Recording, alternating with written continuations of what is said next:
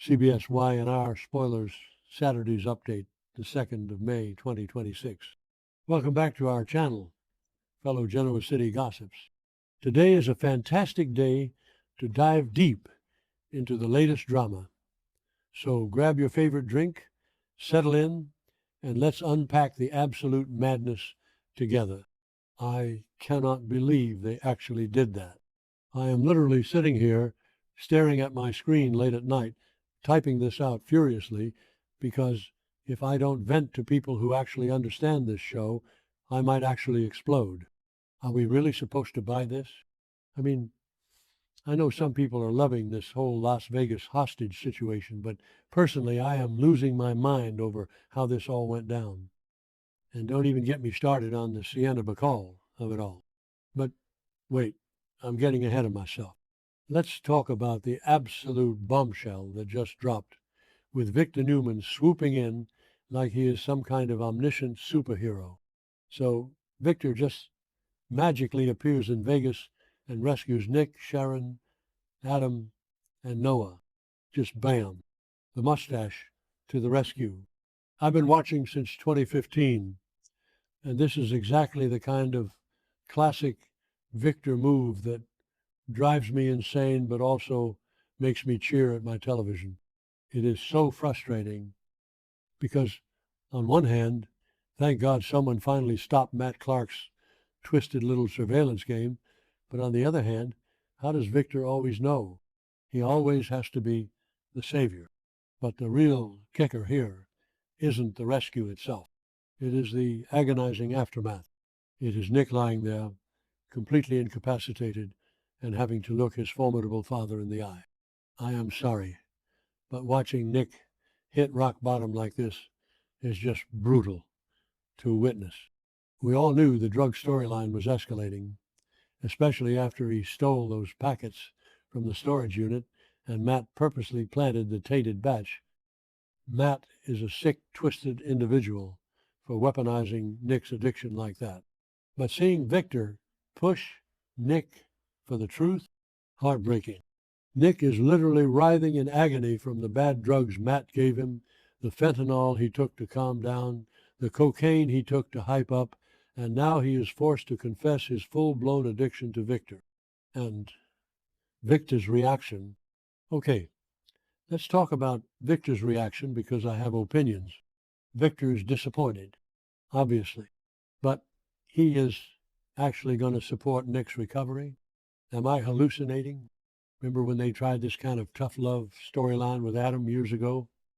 Yeah, didn't work then either without a massive destructive power struggle.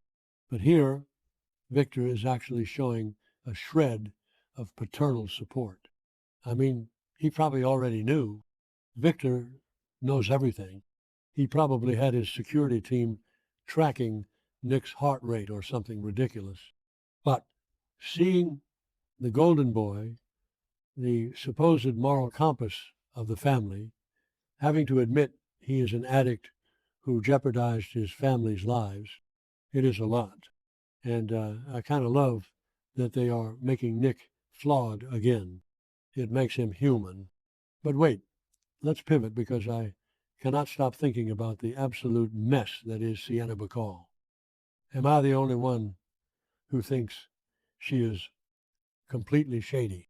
Like, what is her actual game here?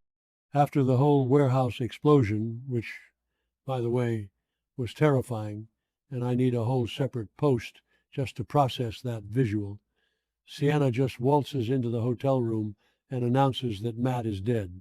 Oh, really, Sienna? Matt Clark is just dead? Just like that? I do not buy it for a single second. Sharon doesn't buy it either, thank God. Can we talk about Sharon's intuition for a minute? She is the only one using her brain right now. Sharon is instantly suspicious of Sienna's motives, and frankly, she absolutely should be. Why was Sienna even in Sin City in the first place? We all saw that scene before the warehouse blew up. We saw Sienna surprise Matt in his parked car. She literally sacrificed herself, begging him to turn back, pleading with him to leave the Newman family alone to save their family. It was so emotional and intense, but it also felt like a setup. So what changed? Because something definitely shifted between that emotional car confrontation and Sienna showing up at the hotel room playing the messenger of death. Did Matt manipulate her? Did he twist her loyalty? Matt is a master manipulator. He loves watching people suffer. He was literally watching Nick die on a live feed on his phone just hours prior. There is no way Matt Clark is dead, and there is no way Sienna is telling the whole truth. I bet Matt got into her head, promised her something, or threatened her, and now she is his little pawn. I love that Sharon is the one calling this out. Sharon has survived so much trauma over the years. She knows a predator when she sees one, and she knows when a story does not add up. I am so here for Detective Sharon Newman. I dread what Matt is actually planning, though. If he faked his death in that explosion and is using Sienna to lower the Newman's guard, they are all in massive danger, especially Nick, who is already fighting for his life and about to go into a grueling recovery process. Sharon is going to have to protect Nick while he is vulnerable, and I am entirely here for a chic reunion built on mutual survival. Okay, back to the point, because while all this Vegas madness is happening, Genoa City is about to legally explode. Victoria Newman, I swear, this woman is ruthless, and I am kind of living for it right now. We know Victor and Victoria ambushed Phyllis with those fake AI generated emails to blackmail her out of Summers Corp. They threatened to hand them over to Christine Blair, the new DA. But Phyllis, being Phyllis, she refused to back down. She literally yelled at her own portrait that she would never give up. I mean, typical Phyllis, right? So now Victoria is plotting Plan B. And let me tell you, when Victoria Newman needs a Plan B, you better run for cover. I know some people are rooting for Phyllis because she is the underdog here, but personally, I think Phyllis walked right into this trap. She thought she could outsmart Victor Newman? Please. But now Victoria is realizing that the AI emails might not be enough to force Phyllis's hand, especially with Michael Baldwin getting involved and warning Phyllis about the stakes. Michael told her that Christine would subpoena Kane and Billy, and we all know they would gladly testify against Phyllis. What is Plan B going to be? Are they going to actually destroy Summers' company to get to Phyllis? Because Summers' company is already hitting a dangerous turning point. Victoria is going to exploit every single weakness Phyllis has.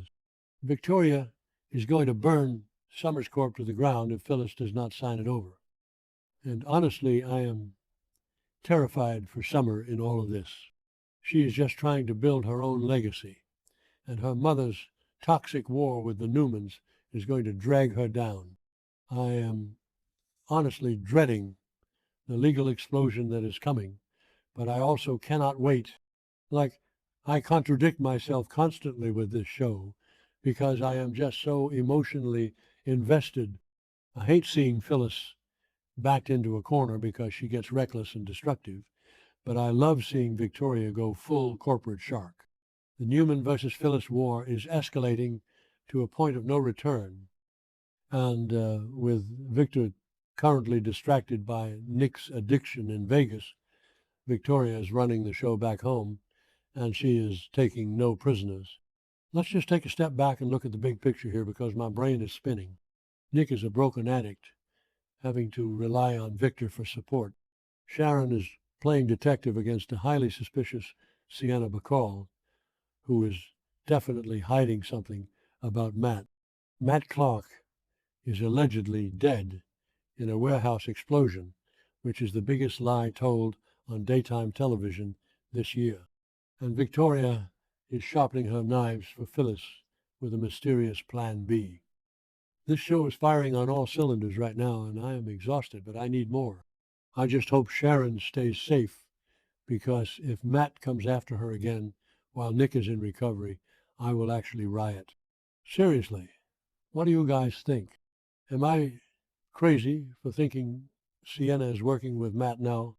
Am I the only one who thinks Victoria's Plan B is going to involve destroying Summer's life just to spite Phyllis? Let me know, because I am going to be obsessing over this until the next episode airs. I am going to go try to sleep, but let's be real. I will probably just be rewatching that warehouse explosion scene, trying to spot Matt's escape route, because there is always an escape route. Always.